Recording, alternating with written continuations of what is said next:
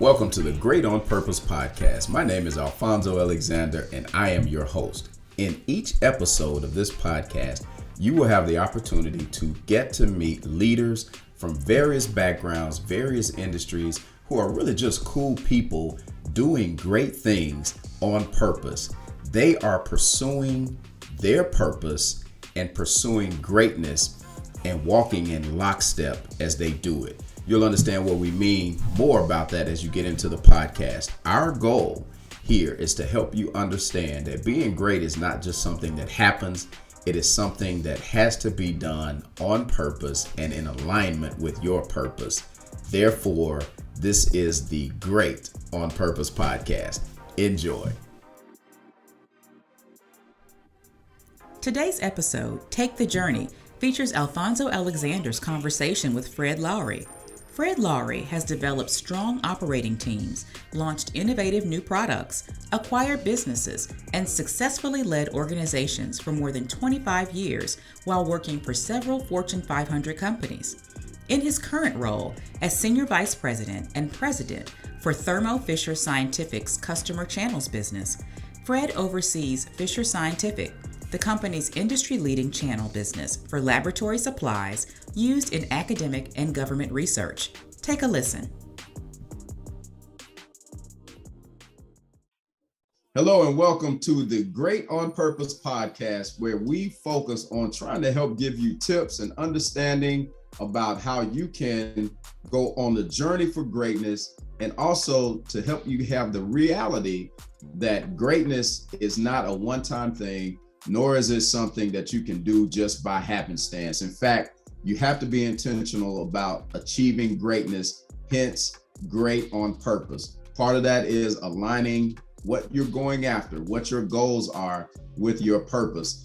And today we have one of the best examples I know of somebody who is striving for and achieving greatness on purpose, and that is Fred Lowery. Fred is a corporate executive who has done phenomenally well in his career, and you're going to enjoy hearing from Fred today. So Fred, hello, man, and welcome to the Great on Purpose podcast.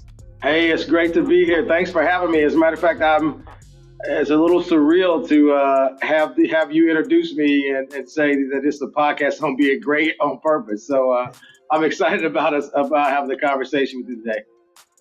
Yeah, you probably used to me being more sarcastic than being serious and honest and complimentary. Yeah, I was just thinking this sounds like a skit that we would have done like 30 some odd years ago versus the reality of our lives. But it's great to be here, and I'm excited about talking about the journey, because that's really what it's all about. So maybe I should start. I'll introduce myself. So I'm Fred Lowery. I am a Senior Vice President and President of Customer Channels here at Thermo Fisher Scientific. I've been with Thermo Fisher Scientific for the last 16 years, and I've been an officer of the company for 7 of those years, almost 8 of those years now. I've led multiple businesses here in the company and effectively run probably at least half of the company over that period of time. Prior to being here, I was at Maytag Corporation, and prior to that, I really started my career at General Motors. I'm a mechanical engineer by trade, but I have a master's degree, of course, in manufacturing management. But of course, as my kids would describe me, I am simply a lowly businessman at this point. But I am really passionate about people, and I think one of the things about being great is to realize that the output of your work impacts people. And if you can keep that in front of you, and if you have a passion for making things better for people and not just making things better for yourself, then I think you will absolutely achieve great things. And so that's one of the threads that hopefully we can talk about as we go through the conversation today. Love it, man. Fred, thank you for the introduction. And I just want everybody to understand, he mentioned that he's been an officer within the organization for several years. And in fact, when we talk about greatness being a journey, a lot of people would take a look at where Fred is in his role, one of the largest companies in the world, and he is an officer leading, as he mentioned, at different points in time, nearly half the company. A lot of people would say that that is the destination. But I know, Fred, I know you well enough to know that you're still striving to do more. So what's your thought on greatness being more of a journey versus a destination? Yeah, it's definitely a journey. I mean, I would say that, I've got potential. I've got the potential to, and of course I've achieved a level of success. So I don't want to underestimate, I don't want to walk past that, and I'm incredibly grateful for that. But I don't think we should measure our success. Let me say this: I measure my success versus my purpose or versus the opportunity that's ahead. Not to become complacent with, hey, the fact that I got a pretty good life right now. It's really about what's the maximum impact can I have? And really one of the things that I live by is I don't want to be less than I can be. You think about that for a second. I don't want to be less than I can be.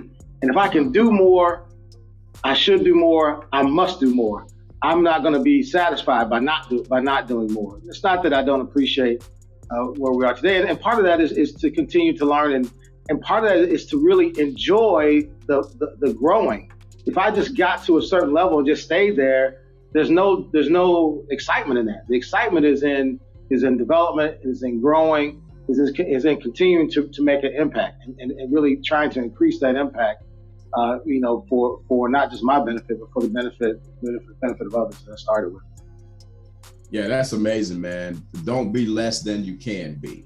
I hope you don't mind if I use that as a hashtag, man, or something, because that's powerful there.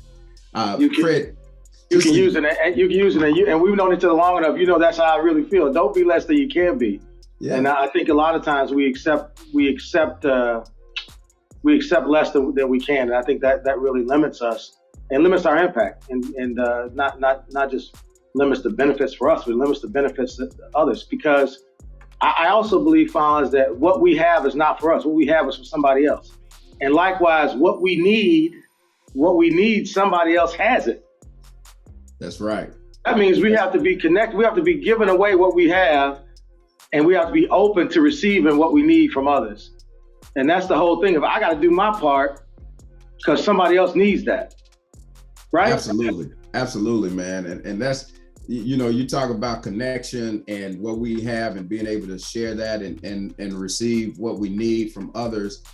Part of what, I want everybody to understand is how important it is to be connected with the right kinds of people as a part of your strategy for achieving greatness, right? And so I wanted you to share in your words, and then I'll fix it if you say the wrong thing. Right, of course. Share the history and the context of our relationship and kind of what our relationship means to each other. Oh, man.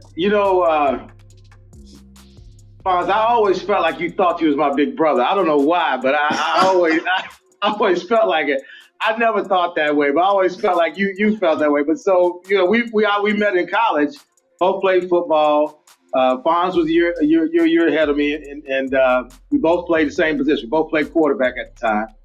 And if I could say so humbly, I came in as a freshman. I felt like I was really good, and I thought I was the man coming out of my high school and all these kinds of things. And Fonz just kind of allowed me to feel that way, but he also took me under his wing and kind of helped me modulate a little bit and help me get settled into the college experience. And then we became close friends and have been friends for I don't know how many years. You want to admit that years ago we went to school, but we had some great times over the years, and it's been a real blessing to see both of our careers grow. And just us grow as men, quite frankly. And I don't think, as I think back to who we were and who we are today, I don't think the core of who we are is different at all. I think we always had really good intentions and a real drive for success. And it's great to see it pay off in us But at the same time, I would tell you that we both had great opportunities, and I am incredibly blessed to and grateful for those opportunities, and that's one of the things that it's great to see us both committed to providing those type of opportunities for others, because greatness is about, to your point, connection and making sure that you're in the right flow. And I would say in my career, my life, there have been so many people that have come alongside me and say, "Hey, no, don't do that, do this. Oh, hey, Fred, you ought to meet this guy over here. Oh, you ought to talk to her. Have you ever thought about this?" And oftentimes I was just, I don't say I was smart enough. I was just dumb enough or whatever, open enough to listen and just do what somebody else asked me to do, and thought it would be good for me. And I think it takes a lot of that, but it also takes good friendships and people that know you for a long time and know who you are, that can tell you, "Hey, listen, I think you're doing a great job. Keep it up." Or, "Hey, you need to run a little bit harder now. You're not working as hard as you can.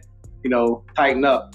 And people that you can actually listen to, that have your best interest. And Fonz, you've been one of those folks in my life. I can't thank you enough for that. Well, man, I appreciate it. I didn't know that. I always thought I was your big brother, man. I said I thought you thought that. I'm like, why I was thinking my big brother. I'll tell you, man, that's funny to hear. I never put it in those terms or never had that in my mind. But I'll tell you, man, when you said that the core of who we both are hasn't really changed very much, I completely agree with that. And I think part of what helped me to gravitate towards you, and I think probably you gravitate toward me, and we develop our friendship, was, on our team, we had a lot of guys that had varying levels of talent, so let's just take that off the table. But then the attitudes and the work ethic was also various. And so with that huge variety there, I found myself respecting and gravitating to guys that worked and that were willing to work and who wanted to be better tomorrow than they are today.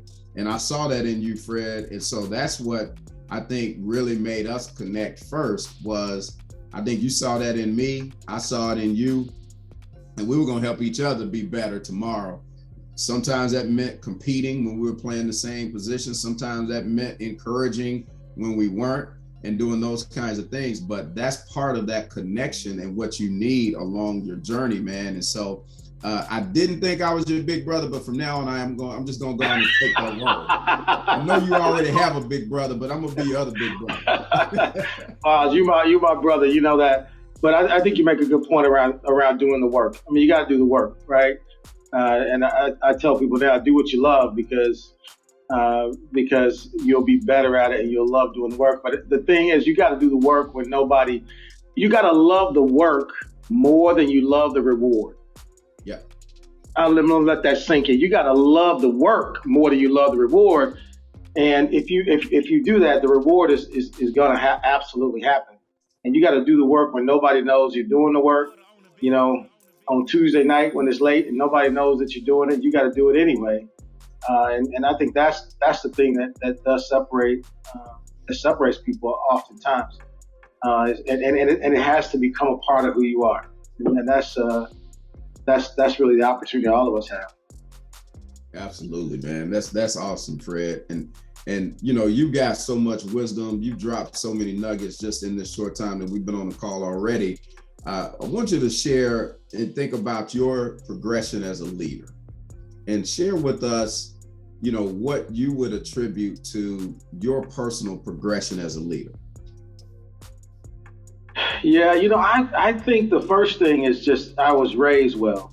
I mean, I have to start with that, and I learned both my parents are very different. I learned different things from them, but I learned work ethic. I learned flexibility and nuance, and my mother taught me how to make sure you can deal with everybody, and then that's the point of just continuously being better. So I think that upbringing forced me to do something, and So I can't say that I always knew what it was that I was going to do. I mean, when we met each other, I thought I was going to be a pro football player. That was the whole thing, right? Same, yeah. which didn't quite pan out.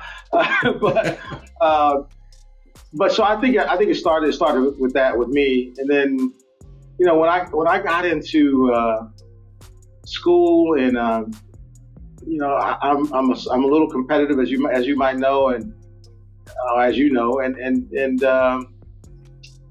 that competitiveness really kicked in and said, hey, what do I need to do to be better? What do I need to do to compete?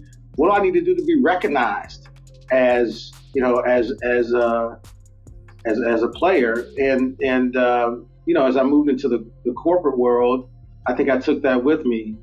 And then I think along with that, it was, how do you make things better? That's one of the things that's inside of me is, if I go into a restaurant, it takes, a fast food restaurant, it takes more than 3 minutes. I've already identified 30 things they could have done differently to actually make it better. And it's just a part of who I am. It's like, I want to make things better. And as a young professional, I had a lot of ideas and was willing and smart enough and to share those ideas. And it really helped me distinguish myself early on in my career as someone who was actually gonna make a difference. And honestly, at that point, it was not just about, hey, I got to succeed. It was like, hey, you guys are paying me to do this. Mm-hmm. You're paying me to do this, and I got these ideas. I have to tell you. Right. And then I think the other thing, Franz, that's really helped me was just the connections that I have, and if you want to use the word networking, but I'm more of an introvert by as a person, and I'm not a huge networker, but I was really blessed to be connected with some people who have really big networks. And I always tell people today, people always say, it's who you know that matters, not what you know, it's who you know. And I would frame it a little differently. I say, it's not who you know, it's actually who knows you and what they think about you. Right.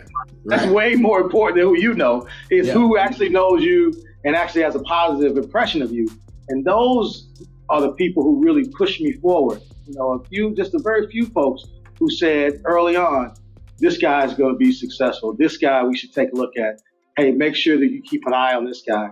And it kind of put me on the right track, from a career perspective. So I think that, those are kind of some of the things that early on helped me a lot. And then, the last one, Franz, is just really being prepared. And I would say my philosophy around preparation was that I didn't want to fail. I wanted to make sure that people knew I could do it.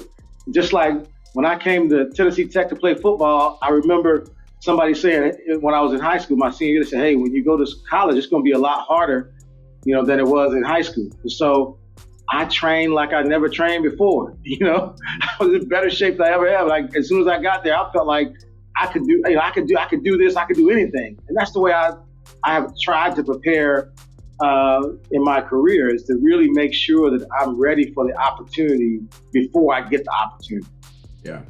I'm really ready for it, and I know that I can do it. And I think if you keep those things in mind, or for me, keeping those two things in mind, it really helped me a ton.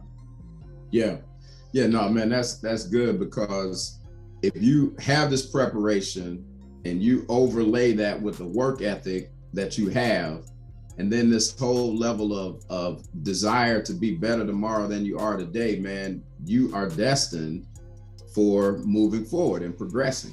Because all that network will attract itself. It's amazing to me when I hear people like you and people like me who are naturally introverts, but looking at what we both do in our career, it's amazing when I think back at how broad our networks are. Right. Well, I know you well enough to know your network isn't broad because you're pursuing people to be a part of your network, but they're recognizing something in you. Absolutely. And so a lot of times our actions and our performance help drive how people feel about you. So when you say it's who knows you and what they know about you and what they think of you, that's so very, very important, because that's a magnetic attraction if it's something positive. You're absolutely right. It's absolutely critical.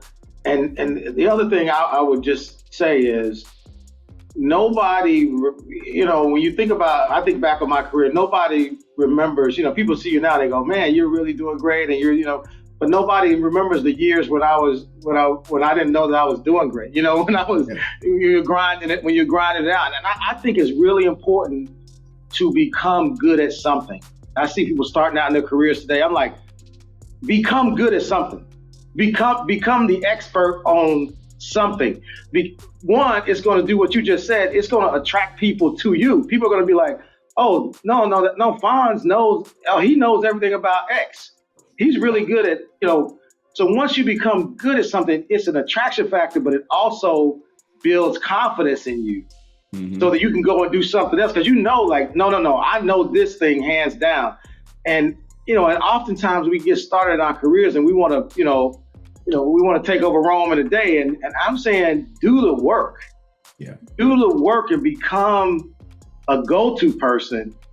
And then you'll be surprised how you end up blossoming. And that may take a couple years. Yeah. It may take more than a couple years for some of us. For me, it took more than a couple years. Right. Yeah. But you got to think long game and don't think short term. And it can make steady progress. And I think it makes a huge difference. Yeah, absolutely, man. When you look at a pyramid, the way and you're a mechanical engineer, so you know this better than I do, but the way a pyramid is built, because it's got that wide base, right, stronger than most types of buildings, right? And so when you think about that pyramid, that wide base, that foundation, you're laying that foundation and putting in that work so that as you grow higher and higher up that pinnacle to get to the top of that pyramid, you are stronger, your foundation is stronger, and you got that base. Well, in that foundation, man, you got to invest. And that's where you have to really, really work to build that brand and that reputation so people are attracted to you and to what you bring to the table. And I've seen you do that, man. So kudos to you. Yeah, I think the foundation, you said two things that are important. Building that foundation is critical. That's exactly what I was thinking about. You articulated that well. The other one is building a reputation. Yeah. It's hard to get rid of a bad reputation. Mm-hmm. It's hard to get rid of a good reputation too, though. It is. That's true. So if you can build a good reputation, that will take you a long way. It's like the wind underneath your wings to some extent, because you can have a roadblock, you can have a pitfall. None of us are perfect, things happen. But if you got a good reputation, people will give you not necessarily a pass, but they'll say, no, that guy's sharp, man. Yeah, that was a tough break he got, but he's gonna be fine, Yeah. So I think getting that good reputation early is really helpful, and really protecting your reputation. And in this day and age, when social media and video cameras and you got to really be purposeful about protecting your reputation. I mean, if they had video cameras when we was in school, we wouldn't be sitting here having this conversation now, I'm sure. That's right. But they do now. And I think you have to be really, really careful, really thoughtful and purposeful about protecting your reputation. And then I'm going to tell you something else. You got to define yourself. Oh, yeah. A great executive, Carla Harris, tells a story in her book about she's an executive on Wall Street, and she tells a story about early in her career, she was doing really great, but she heard that people thought she wasn't tough enough. And so she said for the next 90 days, she just told people how tough she was.